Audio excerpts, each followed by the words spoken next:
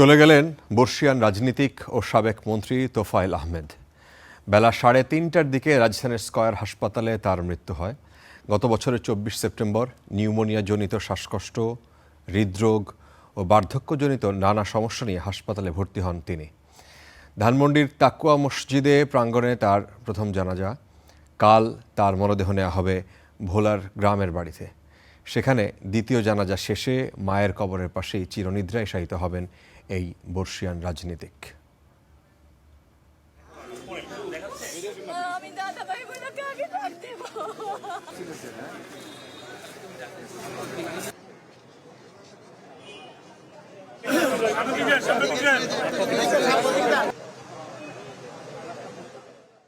এই মুহূর্তে তিনি চলে গেলেন। আমাদের জাতির ইতিহাসে এই মুহূর্তটি অত্যন্ত একটা সংকটজনক মুহূর্ত। উনি মানুষকে উপকার করে কোনোদিন সেটা বাইরে প্রকাশ করতেন না। সরকার পারে ওনাকে সমাধিস্থ করতে এই আমাদের জাতীয় সংসদের যেগুলি জায়গায়। এই মুহূর্তে ধানমন্ডির তাকুয়া মসজিদের প্রাঙ্গণে জানাজা স্থলে রয়েছেন আমাদের সহকর্মী নিবিড় সাহা। নিবিড় সাহা রয়েছেন ধানমন্ডিতে, এবং ভোলায় আমাদের আরেক সহকর্মী তপু তিনি আমাদের সাথে যুক্ত হবেন। দুজনকেই দেখা যাচ্ছে। আমি একটু নিবিড় আপনার কাছে জিজ্ঞেস করি যে প্রথম জানাজা কখন নাগাদ হওয়ার কথা এবং মানুষের জনসমাগম কি পরিমাণ, এবং ধানমন্ডিতে এই জানাজার আয়োজন কেন? তার বাড়ি তো আমি জানতাম যে তার বাসা ছিল বনানীতে, ওখানেই প্রথম জানাজা হচ্ছে। এরপরে ঢাকায় কি আর কোনো জানাজা হবে? আর ধানমন্ডির জানাজাটা ঠিক কখন?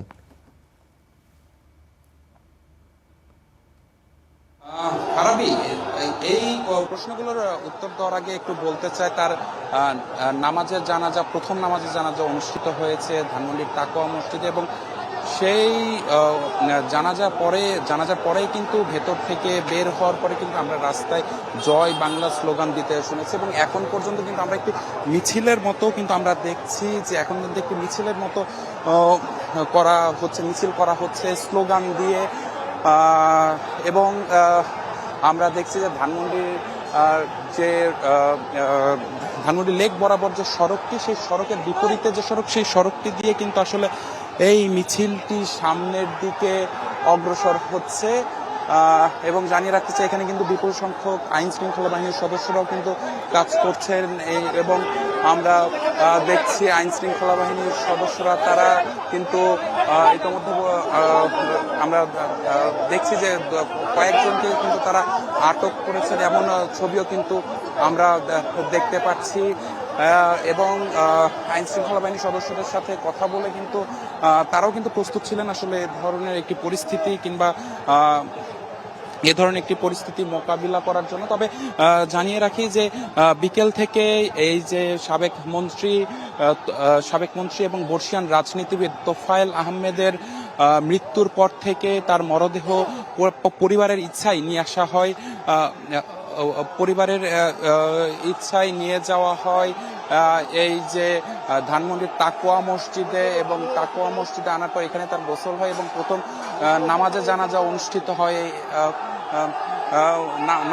অনুষ্ঠিত হয় এখানে। এরপর প্রথম নামাজে জানাজা শেষে পরিবারের পক্ষ থেকে যেমনটি জানানো হয়েছে, পরিবারের ইচ্ছে যেমনটি জানানো হয়েছে যে আগামীকাল তার মরদেহ নেওয়া হবে ভোলায়, এবং সেখানে তার দ্বিতীয় নামাজের জানাজা অনুষ্ঠিত হবে, এবং তার পরিবারের ইচ্ছায় তার মায়ের কবরের পাশে তোফায়েল আহমেদকে দাফন করা হবে, প্রয়াত তোফায়েল আহমেদকে দাফন করা হবে, এমন তথ্য আমরা পেয়েছি পরিবারের পক্ষ থেকে। আমরা তার রাজনৈতিক সহযোদ্ধারাও কিন্তু বলছেন যে আসলে এই যে তার যে ক্ষতি কিংবা দেশের রাজনীতিতে তোফায়েল আহমেদের যে অবদান, সেই অবদান কিন্তু আসলে সহজে যে শূন্যতা তৈরি হলো, সেই শূন্যতা কিন্তু সহজে পূরণ হবে না। তো সবকিছু মিলে এই ছিল এখন পর্যন্ত আমার কাছে থাকা সবশেষ খবর। অনেক ধন্যবাদ নিবিড় সাহাকে। দেখতে পাচ্ছিলাম আমরা আদিল হোসেন তপু, তিনি রয়েছেন ভোলাতে, তার গ্রামের বাড়ি যেখানে। তপু, সেখানকার আয়োজন সম্পর্কে যদি একটু জানান। তিনি সেখানে দীর্ঘদিন রাজনীতি করেছেন, দুটি আসনে তিনি নির্বাচিত হয়েছেন বিভিন্ন সময়। সেখানকার মানুষের প্রতিক্রিয়া এবং সেখানকার আয়োজন সম্পর্কে কতটুকু জানা গেছে?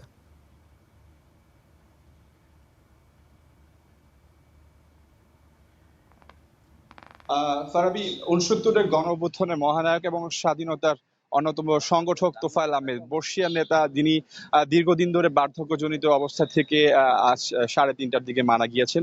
তার মৃত্যুর সংবাদে কিন্তু সারা দেশের ন্যায় ভোলাতেও কিন্তু শোকের ছায়া নেমে এসেছে। বিশেষ করে ভোলার যারা আওয়ামী লীগের সমর্থন বা সংগঠনের সাথে জড়িত, তারা বেশি সবচেয়ে ক্ষতি হয়েছে তাদের অপূরণীয়, সেটা তারা বলছেন। এবং তারা বলছেন যে তোফায়েল আহমেদের মৃত্যু শুধু ভোলার ক্ষতি নয়, ক্ষতি নয়, এবং সেটি শুধু ভোলার সারা দেশের মতো ক্ষতি।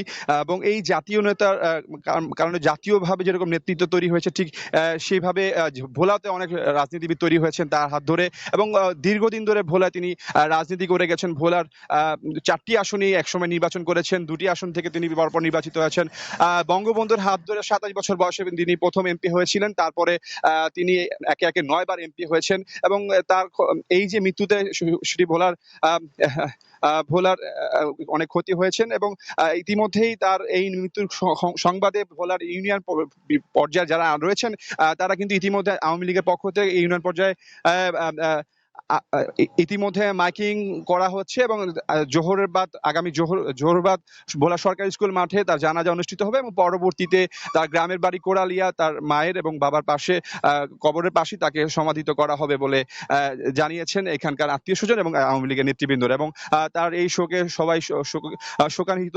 তারা বলছেন যে তোফায়েল আহমেদের মৃত্যুতে তাদের অনেক ক্ষতি হয়েছেন। বর্ষিয়ার নেতার ভোলার জন্য তিনি অনেক করেছেন। বিশেষ করে ভোলার নদী ভাঙন রোধ থেকে শুরু করে ভোলার যে অবকাঠামোগত উন্নয়ন, ভোলার অনেক উন্নয়নের তিনি অংশীদার ছিলেন। এবং সেই অংশীদার উন্নয়নটি একরকম স্থগিত হয়ে গেছেন, এটি তারা বলছেন। এবং আগামী দিনের এই তোফায়েল আহমেদের যে মৃত্যুর সংবাদটি যেরকম ভোলার আওয়ামী লীগের মধ্যে ক্ষতি হচ্ছে, আর সাধারণ মানুষ এতে অনেকটা শোকাহিত বলে তারা জানিয়েছেন।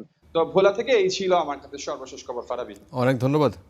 তপু জানাচ্ছিলেন ভোলায় তার গ্রামের বাড়িতে আগামীকাল জোহরের পর তার জানাজা অনুষ্ঠিত হবে গ্রামের বাড়িতে।